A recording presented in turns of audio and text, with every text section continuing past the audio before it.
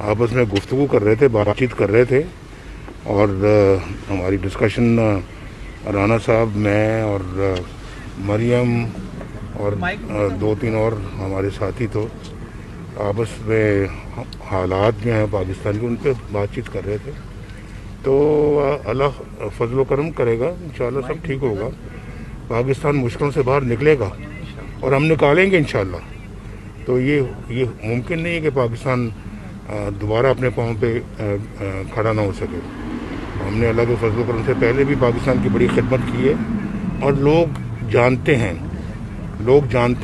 اور آج جو پاکستان کا جو یہ میڈ مین جو ہے، میں میڈ مین کہہ رہا ہوں، آج جو حشر کر گیا ہے، آج اس کے 4 سال جو ہیں وہ ذرا میرے 4 سالوں کے ساتھ ذرا اس کا مقابلہ تو کریں، اور پھر خود لوگ دیکھیں گے کہ ہمارے دور میں کیا حالات تھے اور لوگ کتنے خوشحال تھے، اور آج اس کے 4 سالوں میں لوگ کتنے بدحال ہوئے ہیں.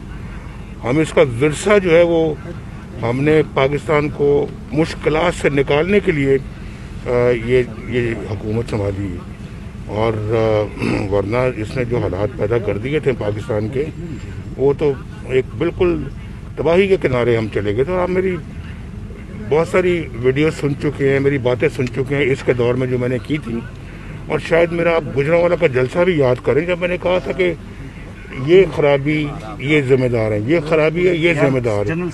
اور اس میں میرا خیال ہے کہ ہر بات کھول کے رکھتی تھی میں نے.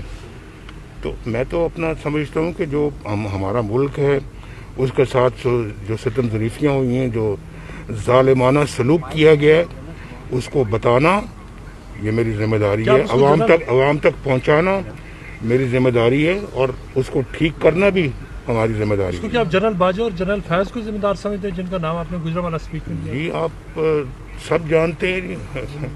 ہماری پاکستان کو اپنی ذات کے گرد گھمایا ہے. اس قوم کے ساتھ گھناؤنا مذاق کیا گیا، اپنی ذات کے گرد پاکستان کو گھمایا ہے.